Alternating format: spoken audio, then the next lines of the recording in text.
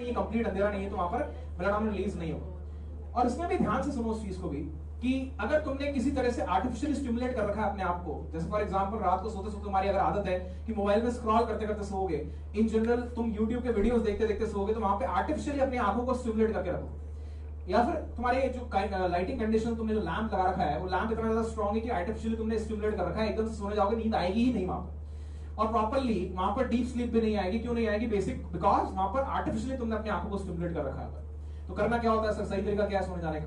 तो सही तरीका ये होता है कि मिनिमम 45 मिनट्स पहले तो तुम वहां पर क्या कर दो, मिनिमम 45 मिनट्स पहले तुम इस तरह की चीजें वहां पर जितनी भी आर्टिफिशियल सोर्सेज ऑफ लाइट है वहां पर उसको कट कर दो। तो करना क्या होता है सर उस टाइम पे? करें क्या फिर? जनरली मैं अपने पूरे दिन भर में मैंने क्या क्या किया है उसको रिव्यू कर रहा होता हूँ, या फिर इन जनरल अगर कोई मेरे को पॉडकास्ट सुननी होती है, लाइट सी पॉडकास्ट सुननी होती है तो पॉडकास्ट सुन रहा होता हूँ।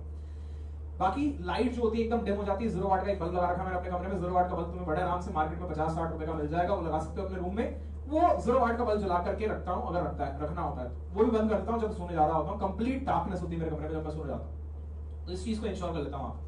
ये इंश्योर करने से मेलाटोनिन रिलीज हो जाता है, ये चीज इंश्योर हो जाती है। ये चीज तुमने कैसे फील कर रखी है, कैसे तुम्हारी अवेयरनेस में लेकर के आता हूं, तुमने कैसे फील कर रखी है? तुमने ये चीज फील कर रखी है एक्चुअली। जैसे फॉर एग्जांपल याद करो लास्ट टाइम जब भी तुम किसी पर्टिकुलर वेडिंग में गए थे, या फिर किसी पर्टिकुलर क्या बोलते हैं वहां पे गए थे, वेडिंग में गए थे, या फिर फॉर एग्जांपल किसी पार्टी या फंक्शन में गए थे रात को, जब रात को देर लौट करके आए थे तो वहां से उसके बाद अगले दिन तुम्हें हल्का हल्का सर में भारीपन रहा हो।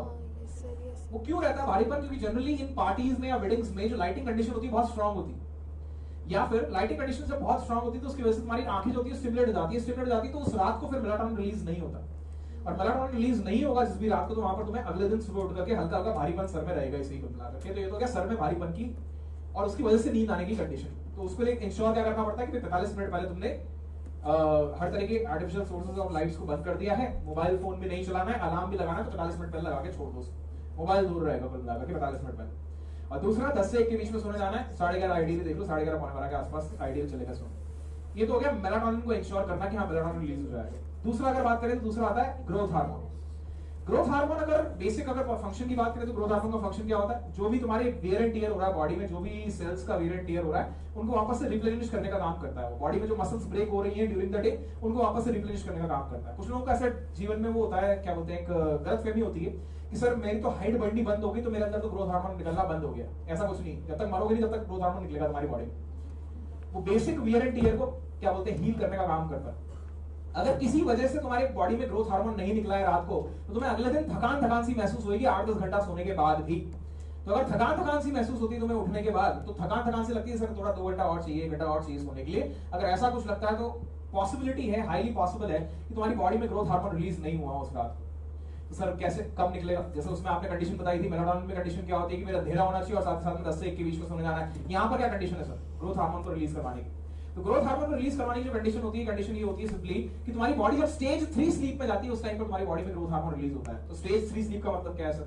मेडिकली अलग अलग स्टेजेस डिफाइन की गई हैं स्लीप की। जैसे फॉर एग्जांपल अगर ऑन एन एवरेज तुम 7 घंटा सोते हो तो 7 घंटा सोने में पहली 2 घंटे में तुम्हारी स्टेज 1 में रहती है बॉडी जो रहती है, अगले 2 घंटे में स्टेज 2 में रहती है और अगले 1 घंटे में स्टेज 3 में जाती है। फॉर एग्जांपल चौथे से 5वें घंटे में तुम्हारी बॉडी जो होती है स्टेज 3 में स्लीप में जा रही होती है। That is the deep sleep वाली स्टेज में जा रही होती है, गहरी नींद।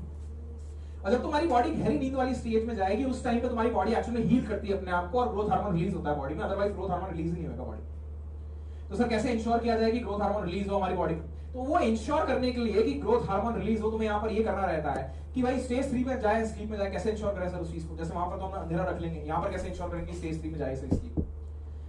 तो गहरी नींद लाने के लिए यहाँ पर जैसे वहां पर एक है कि भाई एक्यूरेसी चाहिए तो वैसे प्रिसिजन भी चाहिए। एक्यूरेसी का मतलब क्या है कि जैसे फॉर एग्जांपल 11-11:30 के आसपास सोने जा रहे हो तो 11:30 आइडियली सोने जा रहे हो, तो एक दिन चलेगा अगर 11:30 सोने तो ठीक है, एक्यूरेसी तो आ गई वहां पे, मगर प्रिसिजन भी चाहिए कि भाई ऐसा नहीं चलेगा कि एक ही दिन सोने जा रहे हो, तो रोज रात को फिर 11:30 बजे ही सोने जाना पड़ेगा। कहने का मतलब क्या है कि बायोलॉजिकल क्लॉक जब तक तुम्हारी सेट नहीं होती तब तक फिर वो ग्रोथ हार्मोन तुम्हारी बॉडी डीप स्लीप में नहीं जाती। कि अगर एक दिन 11:30 बजे सो रहे हो फॉर एग्जांपल, अगले दिन तुम्हारी इच्छा हो गई तो 12 बजे 12:30 बजे सो गए, फिर अगले दिन ज्यादा देर नींद आ रही थी तो 9 बजे सो गए फॉर एग्जांपल। अगर ऐसा कुछ रूटीन फॉलो करते हो जहां पर तुम्हारी बायोलॉजिकल क्लॉक सेट नहीं है तो वहां पर तुम्हारी बॉडी में ग्रोथ हार्मोन रिलीज नहीं होगा, तुम्हें थकान ही लगती रहेगी पूरे टाइम। तो ये भी बहुत इंपॉर्टेंट जाता है यहाँ पर कि साथ ही साथ में 2 चीजें वहां पर इंश्योर कर रहे हो, एक तो मेलाटोनिन का रिलीज हो रहा हो, दूसरा ग्रोथ हार्मोन का रिलीज हो रहा हो। और यहाँ पर दिक्कत मेजर एक आती है पेपर के टाइम पे या पेपर के आसपास। क्या करते हैं जनरली पेपर के आसपास बच्चे? रात को देर तक जग के पढ़ेंगे, वैसे नहीं पढ़ेंगे, उसके एक दिन पहले, पेपर के एक दिन पहले देर तक जग के पढ़ेंगे। फिर हरकतें क्या करेंगे, देर तक जग के पढ़ गए, उस टाइम पे 2 मिनट और ले रहा हूँ तुम्हारे, उसके बाद मेरी क्लास अभी क्या बोलते हैं, देर तक जग के पढ़ लिए, और उसके बाद पढ़ने के बाद क्या किया, क्या बोलते हैं